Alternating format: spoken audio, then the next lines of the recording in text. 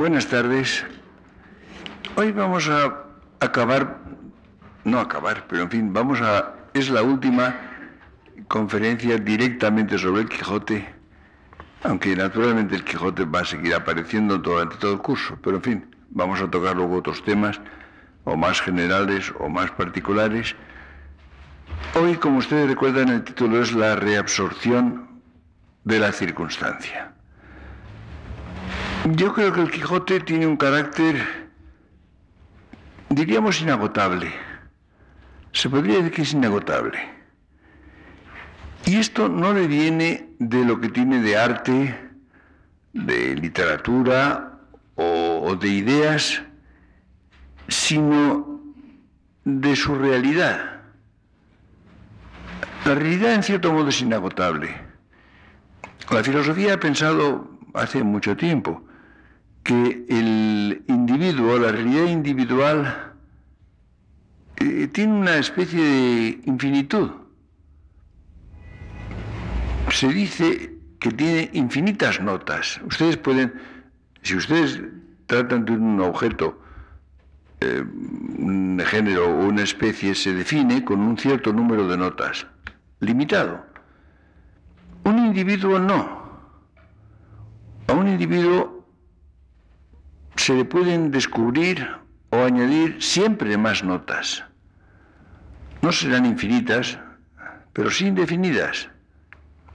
Y esto, naturalmente, es lo que tiene precisamente de cuasi infinitud, de inagotabilidad, que viene por su carácter concreto. Por eso me refiero a la realidad del Quijote. Es decir, lo que Cervantes dice, o lo que Cervantes opina, deja fuera lo más importante, que es lo que en el Quijote hay. Esto me parece importante. Cuando leemos el Quijote, evidentemente podemos hacer muchas cosas.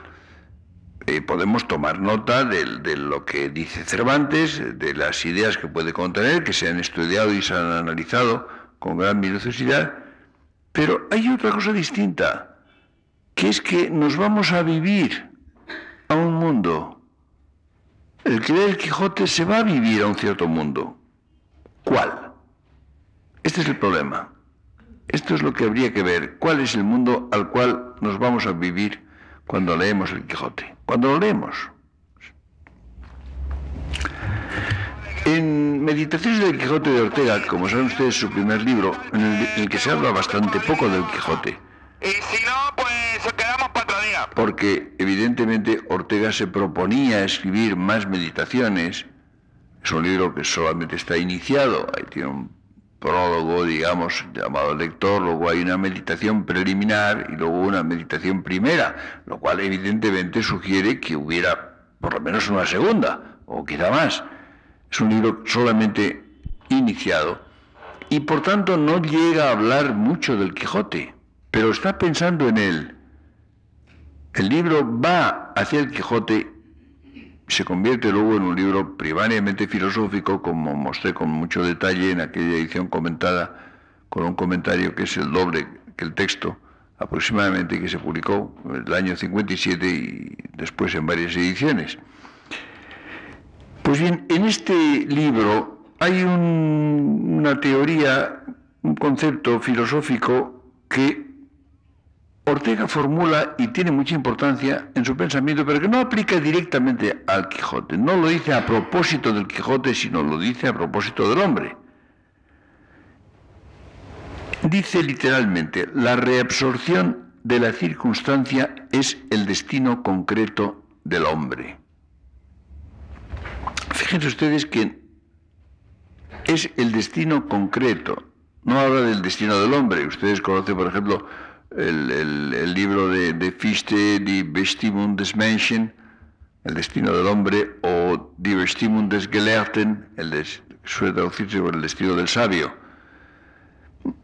Ortega dice el destino concreto, y esa palabra es la decisiva. Es decir, el hombre concreto, al vivir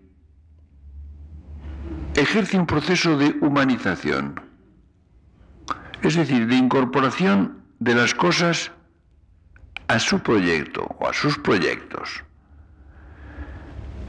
Es decir, el destino concreto del hombre es imponer a lo real el proyecto personal. Eso es lo fundamental. Y por tanto, Ortega dirá también extraer el logos de lo ilógico, de lo que no tiene logos.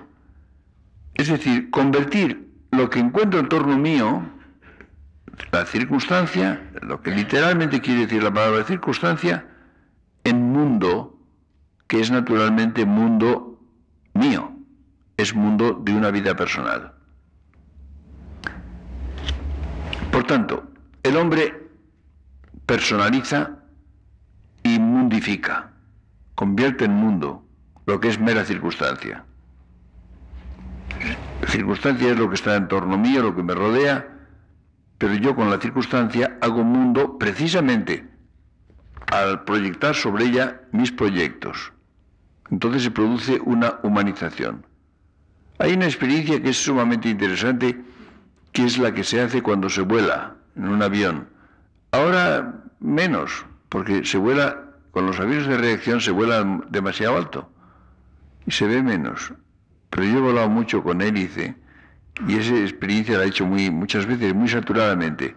Uno va volando sobre el mundo, va volando sobre la naturaleza y de repente se encuentra uno un puente o un puerto o unas vías de ferrocarril, una carretera o un poblado, una ciudad. Y entonces hay una transición a algo distinto. Aquello es humano. Aquello tiene por lo pronto sentido. Ha sido hecho por algo y para algo, para un proyecto humano. Es completamente distinto de una cordillera o un río sin más, o un cabo, o una llanura, un desierto, una selva. Es una cosa que se impone mucho cuando uno va volando y se va viendo la diferencia, cómo irrumpe lo humano en ciertas porciones del mundo, que está precisamente humanizado. Es decir, la relación del yo con las cosas no es una mera referencia intencional, como podría pensar, por ejemplo, la fenomenología, ni es una simple coexistencia, no es que coexistan el mundo y yo, no, es una mutua pertenencia. Se pertenecen recíprocamente el mundo y yo. Hay proyecto y por otra parte hay ofrenda por parte de las cosas. Hay una reabsorción justamente de esa circunstancia. Al humanizarla hay una empresa. El hombre realiza o intenta diversas empresas. Fíjense ustedes que podemos cambiar y usar una palabra quijotesca, hazaña. Las hazañas son justamente las empresas. Don Quijote, recuerdan ustedes, va a realizar hazañas. Es decir, sale con un proyecto determinado, proyecto que tratamos de definir otros días, que lo va a llevar a una humanización del mundo, a una peculiar reabsorción de la circunstancia. Ahí naturalmente interfiere la locura de Don Quijote, que lo hace proyectar ciertos proyectos con desprecio de la realidad, imponiéndoles, ejerciendo violencia sobre la realidad. Es curioso, yo lo observé en este comentario, que Ortega descubre evidentemente plenamente la vida humana. La había entrevistado 4 años antes en Adán en el Paraíso, un ensayo de 1910, pero donde realmente formula la doctrina de la vida humana y de la razón vital también es en Meditaciones del Quijote. Pero no lo llama vida humana. Él emplea 2 palabras con las cuales va a presentar esa realidad y la va a afiliar y describir. Son la palabra heroísmo y la palabra tragedia. precisamente, es la primera versión en el pensamiento de Ortega de lo que llamará después, con un término más sencillo, vida humana, que evidentemente aparece en el libro, pero no aparece formalmente. Lo que dice formalmente de la vida humana lo dice bajo la especie de heroísmo o de tragedia. El héroe está definido por una pretensión, por un proyecto o un programa. Es decir, el héroe aparece definido por una voluntad de ser lo que por lo pronto no es, de ser lo que no es todavía, y quizá no llegue a ser nunca. Pero es justamente un proyecto de ser, de cierta manera.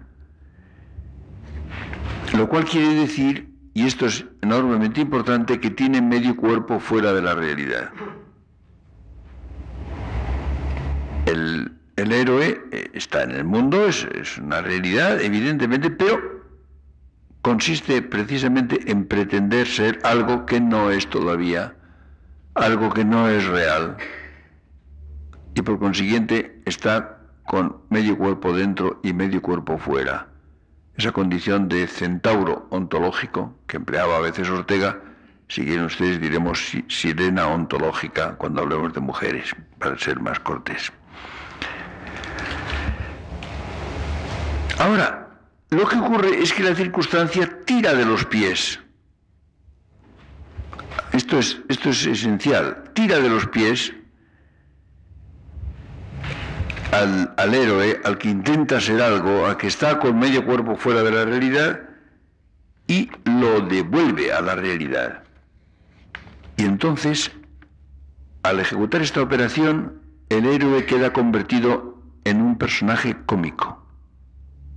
Fíjense ustedes cómo la tragedia, como aspiración, como voluntad de ser alguien, se convierte en comedia cuando se produce el tirón de los pies hacia la realidad, hacia asumir en la realidad a este héroe aspirante. La reabsorción por la realidad, dirá Ortega en este libro, consiste en solidificar, materializar la intención aspirante sobre el cuerpo del héroe. Es decir, cuando hablamos de reabsorción hay que distinguir la reabsorción de la circunstancia, en esto consiste primariamente la vida humana, reabsorber la circunstancia mediante los proyectos, incorporarla a mi proyecto, humanizarla, pero hay la reabsorción por la circunstancia. La circunstancia me reabsorbe, la circunstancia me vuelve a lo meramente real. Y ambas cosas son inseparables, la reabsorción de la circunstancia y la reabsorción por la circunstancia. Y la inseparabilidad de las dos cosas va en el prefijo reabsorción. Es decir, hay absorción y reabsorción a un tiempo. Eso es precisamente ser hombre. Recuerdo que cuando yo vi a Ortega, después de 8 años de no verlo, cuando lo vi el año 44, pues hablamos de muchas cosas, hablamos de filosofía, y a Ortega le sorprendió que a mí me hubiera interesado tanto y hubiera entendido bien esta tesis: la reabsorción de la circunstancia es el destino concreto del hombre. Dijo, ¿se ha fijado usted en ello? Sí. Le sorprendió bastante, porque en general se había resbalado sobre esta expresión, y yo no sé si alguien la había comentado, pero tengo impresión de que no. Y es absolutamente esencial, en cierta medida es el núcleo del libro. Pues bien, con estas ideas podemos quizá intentar comprender un poco mejor el Quijote. Piensen ustedes que el Quijote, les decía, es un libro de aventuras. La unidad elemental del Quijote, como les decía, es la aventura, no cualquiera. No es un aventurero porque no va meramente en busca de aventuras, son aventuras seleccionadas por un previo proyecto, por una vocación. No cualquier cosa que le pase a Don Quijote va a ser aventura. Están condicionadas por su caballería, por el proyecto de caballero andante, etcétera, por las condiciones que exige las leyes de la caballería. Y hay esa pareja ventura-aventura. La afirmación de la libertad, que es constante, que es deliberada en Cervantes. Tú mismo te has forjado tu ventura. Adquiere la forma de la aventura. Y hay constantemente esa dualidad entre la interpretación que Don Quijote proyecta sobre las cosas, sobre el mundo en torno, sobre la circunstancia, y el fracaso. El fracaso que lo acompaña porque está loco, porque no reconoce la realidad, porque la sustituye por lo que debía ser, por lo que se acomoda a sus proyectos. Cuando ataca a las ovejas como un ejército, como acomete a los molinos de viento como gigantes, como trata a las mozas del partido en la venta como damas del castillo y al ventero como el castellano, etc., constantemente tropieza con la realidad que literalmente tira de sus pies. Hay incluso episodios, recuerden ustedes cómo se queda colgando de las aspas del molino, o como cuando Maritornes y la hija del ventero le hacen aquella trampa y le piden la mano y se la dejan atada y queda colgando, porque el caballo se mueve y se queda colgando en la venta. Esto ya es casi el símbolo cómico del héroe justamente atraído hacia la realidad, que le tira de los pies, en definitiva. Esta es la situación. La realidad tira de los pies de Don Quijote, lo devuelve una vez y otra, y esto es su fracaso, y esto es lo que hace que se convierta en una figura cómica. Su aspiración es evidentemente trágica, heroica, si quieren ustedes. Él pretende ser heroico. Lo que consigue al final, se preguntará qué es lo que consigue con el esfuerzo, con su fuerte brazo. Al final duda de ello, porque la realidad una vez y otra tira de él hacia abajo, lo hace fracasar, lo sumerge en la realidad. Ahora bien, se produce una quijotización de Sancho. Y a la inversa, no lo olviden ustedes. La relación entre Don Quijote y Sancho es siempre recíproca y se produce una quijotización de Sancho y, en cierto modo, una sanchificación de Don Quijote. Pero además, la quijotización afecta al mundo. Va quijotizando el mundo mediante esta serie de interpretaciones que se sostienen más o menos. Recuerdan ustedes cómo les advertía en conferencias anteriores que en la primera parte el fracaso es inmediato, porque toman en serio a Don Quijote, entonces tropieza con la realidad, con la más áspera realidad. En la segunda lo tratan con ciertos miramientos, porque pudiéramos decir que le siguen la corriente. Le siguen la corriente a Don Quijote porque saben ya quién es, porque es un personaje, etc. Y entonces le siguen la corriente, lo cual le permite, es simbólico que mientras las primeras salidas acaban pronto y mal, en la segunda llega hasta Barcelona. Por cierto, nunca se ha aclarado por qué Cervantes lo lleva a Barcelona, precisamente. Esto no queda nunca claro, por lo menos para mí nunca queda claro en el Quijote. Es interesante. Le lleva por un camino, se ha estudiado mucho los detalles del camino, pero la motivación, para mí por lo menos, no es enteramente clara. Hizo que no pasara por Zaragoza, pero esto era para desmentir a Avellaneda.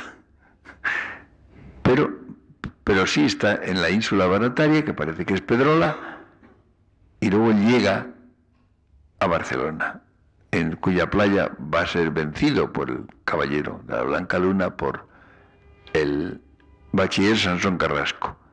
Pero no está enteramente claro. Hay la introducción de, por ejemplo, el bandidaje catalán, evidentemente las escenas de mar, las galeras, el barco aquel cuyo arráez es aquella hermosa muchacha morisca, etcétera, pero no acaba de ver enteramente claro por qué. Podía haberlos llevado a Sevilla, que conocía a Cervantes también, quizá lo conocía demasiado bien, no sé, pero a mí me preocupa un poco por qué el largo recorrido que por fin realiza Don Quijote termina en Barcelona. Pero claro, hay sobre todo, les decía, la literaturización de Don Quijote, que pasa de persona a personaje, se va convirtiendo de persona, una persona real, a quien toma todo el mundo como real, se convierte en personaje. Es decir, fíjense ustedes que una persona tiene un proyecto. Toda la vida humana es un proyecto que puede cambiar con el tiempo, que cada uno de nosotros tiene que descubrir, pero el personaje tiene, diríamos, su proyecto sustantivado. Es decir, el personaje consiste en un proyecto determinado. Es decir, cuando en la segunda parte se encuentra a Don Quijote, se lo ve como Don Quijote de la Mancha, es decir, como caballero andante. En la primera parte es un tipo estrafalario, que no sabe lo que va, con una armadura, montado en un caballo flaco y derrengado, desde cierto momento con una bacía de barbero puesta en la cabeza, como yelmo. No se sabe quién es, se va averiguando y al final la respuesta suele ser una sarta de palos o de pedradas. En la segunda no. En la segunda está literaturizado, es un personaje literario. Es por tanto un caballero andante, que se toma o se deja. Y se le puede seguir la corriente. Pero como ven ustedes, su proyecto lo acompaña.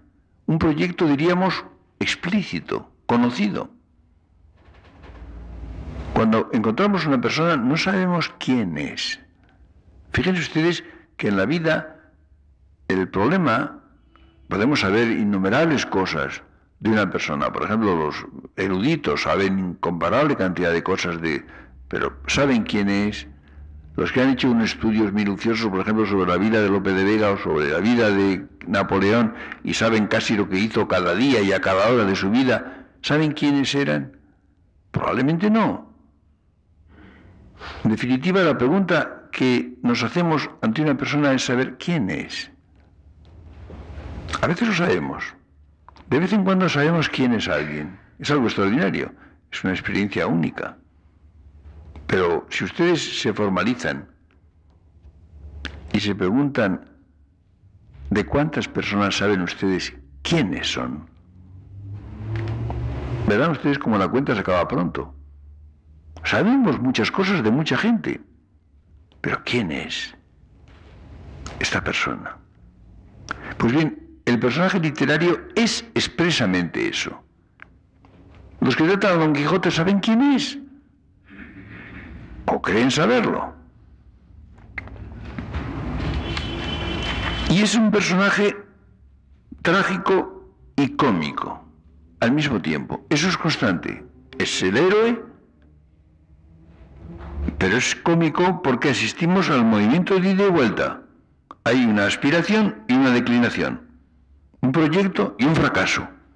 Es decir, asistimos al espectáculo constante de la reabsorción. En eso consiste precisamente el mecanismo del Quijote. De un modo diferente en la primera parte y en la segunda. De un modo más explícito y más conocido, más consabido en la segunda parte. En la primera aparece, diríamos, como de una manera más espontánea, con más inocencia. En la segunda, no.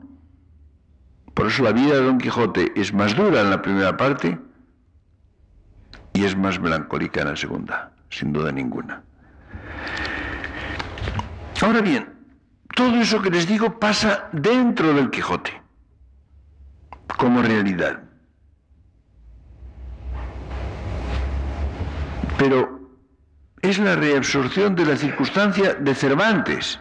Ah, y aquí interviene Cervantes. Toda su vida aparece. Valladolid, Madrid, Sevilla y toda Andalucía, Italia, Lepanto, Argel, vuelta a Andalucía, La Mancha. Todo lo que hizo y le pasó a Cervantes, reabsorbido, poseído, hecho transparente en el Quijote. Justamente. En eso consiste precisamente el Quijote. Cuando les decía a ustedes, lo interesante no es lo que Cervantes dice u opina, sino lo que hay en el Quijote. Cuando leemos el Quijote, nos vamos a vivir a ese mundo. Y preguntaba cuál. En definitiva, es el mundo de Cervantes. Pero el mundo de Cervantes convertido en literatura. Es un mundo interpretado, reabsorbido, dotado de esa transparencia que da precisamente la literatura. Es decir, Cervantes escribe el Quijote muy primariamente para reabsorber la integridad de su circunstancia. Es el libro en el cual Cervantes reabsorbe su circunstancia, es decir, en el cual interpreta y da transparencia a lo que ha sido su vida.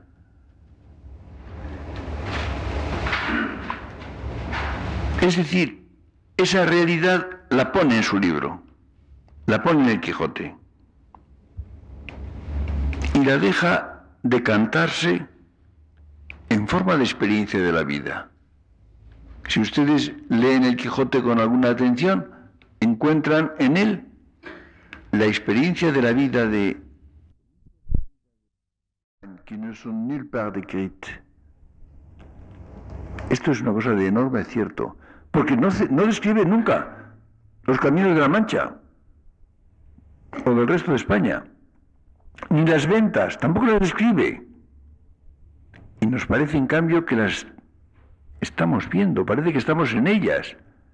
De nada tenemos una idea más vivaz que de los caminos del Quijote y de las ventas, que no están descritos. No están descritos, están funcionando. Están funcionando precisamente mediante la narración.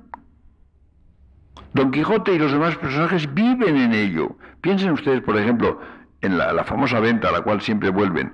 En la primera parte, que aparece de un modo tan hosco y hostil. En la segunda, cuando ya convive con el cura y el barbero y Lucinda y Cardenio y Fernando y Dorotea y el oidor y el mozo de mulas y todo ese mundo que se acumula en la... Entonces aparece otra cosa y nos parece que hemos pasado una temporada en esta venta. Casi podríamos describirla nosotros. Cervantes no lo hace. Nosotros sí, casi, porque hemos vivido en ella. Porque hemos vivido, no diré unas semanas, diré unos capítulos. Son los capítulos lo que hemos vivido. Los capítulos funcionan como unidades temporales. Y entonces aparece justo la experiencia de la vida que ha acumulado Cervantes, que se ha ido depositando en su alma año tras año durante muchos años. Ahí aparece las creencias, las opiniones, las ideas de Cervantes, todo eso es muy interesante, pero secundario. Es relativamente secundario respecto al plano de la realidad de su vida. ¿Qué es lo que pone en el Quijote? Lo que encontramos en el Quijote es la vida de Cervantes. Fíjense ustedes, no su biografía. No, en modo alguno, es la biografía de Don Quijote. No cuenta Cervantes su vida. Aflora en algunos momentos, por ejemplo, el cautivo cuenta sus aventuras en Argel. Podrá tener que ver con la biografía de Cervantes ocasionalmente. No es su biografía, es su vida. Hay que insistir, y hay que insistir muy enérgicamente, en que la biografía no se confunde con la vida. Cuando hablamos de vida biográfica, la vida no es la biografía es la narración de la vida. La vida es una realidad. Esto es lo que encontramos en el Quijote, la vida de Cervantes, la realidad vida de Cervantes, al hilo precisamente de una biografía que es la de Don Quijote y Sancho, y secundariamente de otros personajes. Ahora, esta vida no era nada interior, la vida no es interior. La vida, cuando se habla de vida interior, es un aspecto de la vida. El hombre tiene una cierta vida interior, pero la vida no es interior. La vida pasa en el mundo. Es un dentro que se hace un fuera. La vida de Cervantes acontece ahí, en su mundo. Mundo, por cierto, muy variado y complejo. Ahora, llega a ser propiamente su mundo con un posesivo porque fue absorbido, fue recreado, interpretado al narrar. Es la narración precisamente lo que hace que Cervantes y el lector tome posesión de ese mundo, lo reabsorba. Yo creo que esto es lo decisivo. Creo que en esto consiste propiamente el valor del Quijote y su magia. Cuando les decía a ustedes antes que es que nos vamos a vivir a un mundo, este es el efecto primario del Quijote. Don Quijote no nos dice nada que sea demasiado importante sobre el mundo de Cervantes. Ah, no. Hace otra cosa, nos lleva a él. Nos lleva a vivir en él. Cuando leemos el Quijote vivimos en el mundo de Cervantes. Claro, yo creo que el error que ha dominado una gran parte de los estudios sobre el Quijote, sobre Cervantes en general, ha sido atender sobre todo a lo que Cervantes dice. Ustedes saben, por ejemplo, que la mayor parte de los libros sobre Cervantes son un catálogo, una enumeración, una interpretación de los dichos de Cervantes, de sus ideas, de sus opiniones. Está muy bien, eso tiene interés evidentemente, pero claro, es buscarle tres pies al gato. Esto ha sido, yo creo, la amenaza permanente del cervantismo. Yo creo que sin una cierta dosis de inocencia, sin abandonarse a lo que Quijote tiene de novela, simplemente de novela, no se lo entiende. No es un catálogo de opiniones. Hay libros y libros muy estimados sobre Cervantes que son una especie de repertorio de sus opiniones, de sus tesis, de las cosas que dice, de las afirmaciones, de lo que parece que creía, de sus lecturas. Todo eso se puede hacer y quizás se debe hacer, pero yo creo que se deja fuera lo decisivo. ¿Qué es lo que Cervantes hace? Que es poner ahí su mundo, poner ahí su experiencia de la vida y dejar que entremos en ello. Esto es lo capital. Es decir, leyendo a la mayor parte de los comentaristas de Cervantes se llega a una conclusión un poco extraña, que es que hasta ellos no se había entendido el Quijote. Bueno, ¿es esto admisible? Es decir, se supone que hay, pues no sé, una cierta clave. Hay una cierta clave sin la cual no es inteligible. Naturalmente hay formas ya extremadas, formas un poco cómicas, como un señor que creía que todo estaba escrito contra Lope de Vega. Y entonces, manejando un diccionario muy complejo, el Calepino de 10 lenguas, entonces tomaba una frase, por ejemplo, que decía Sancho ensilló al rucio.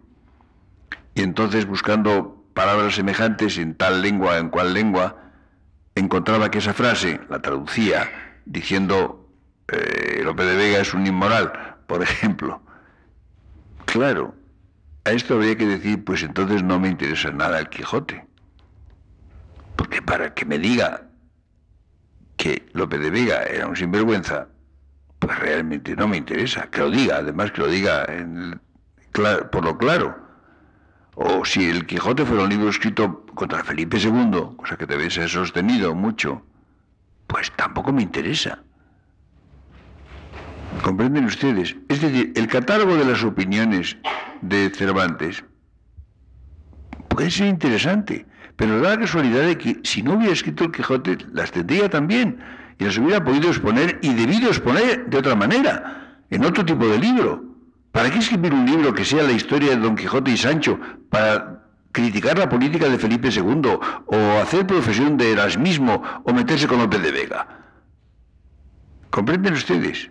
Se han escrito una cantidad de libros, de los cuales yo lo que digo es, si este señor tiene razón, entonces no me interesa Cervantes, que es lo peor que se puede decir. Esto me parece que es bastante importante el tener claridad de ver qué es lo que se busca. Yo creo que entonces, si esto fuera así, el Quijote sería un gigantesco equívoco. Y yo creo lo contrario.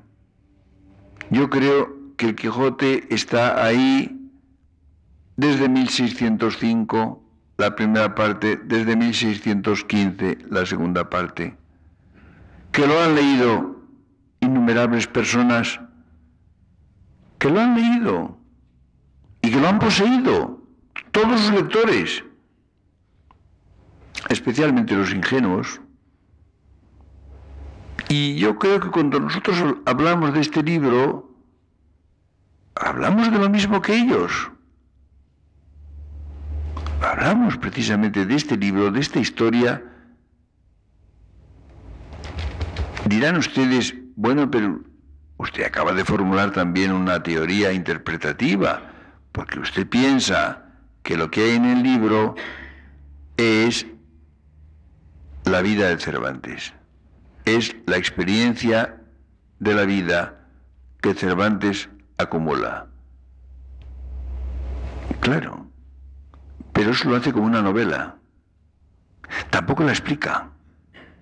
Ni Cervantes cuenta su vida, ni Cervantes hace una teoría interpretativa de lo que es la vida. Lo que hace es hacerla funcionar. Crea unos personajes, Don Quijote y Sancho,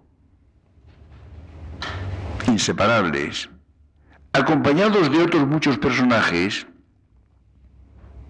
y los hace vivir, y nos hace asistir a su vida, y nos hace recorrer los caminos que él había recorrido, y tener experiencias, ilusiones, amores, fracasos, dolores, parecidos a los que Cervantes tuvo. Recuerden ustedes aquella frase tan interesante que en un pueblecito Riofrío de Ávila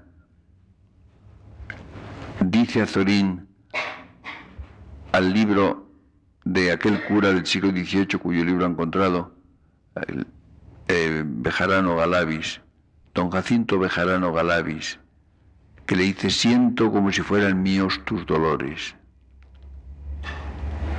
De esto se trata.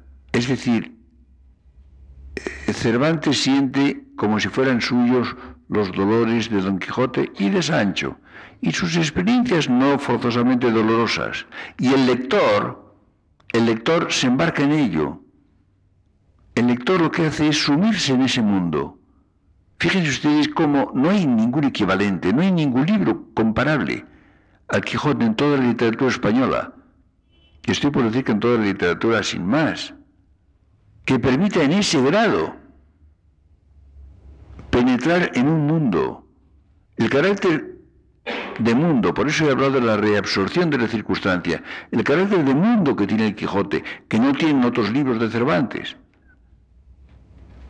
Ya veremos, hemos visto las novelas ejemplares y el teatro, que son visiones parciales, particulares, son historias particulares, ejemplares, porque son ejemplos de la vida humana, ejemplos de formas particulares.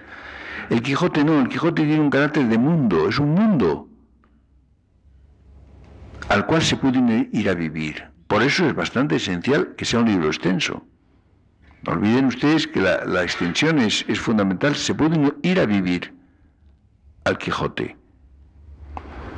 Y entonces, cuando hablamos, insisto, del Quijote, hablamos de lo mismo que han hablado los lectores, los innumerables lectores que desde comienzos del siglo XVII han tenido el libro. Y por otra parte, no hay más medio de entender el Quijote que leerlo como una novela, porque es lo que es. Es decir, la fragmentación erudita o estudiosa del Quijote lo atomiza, lo destruye. Es decir, lo que no podemos hacer es irnos a vivir a los elementos del Quijote. Ah, no. Nos podemos ir a vivir a su mundo.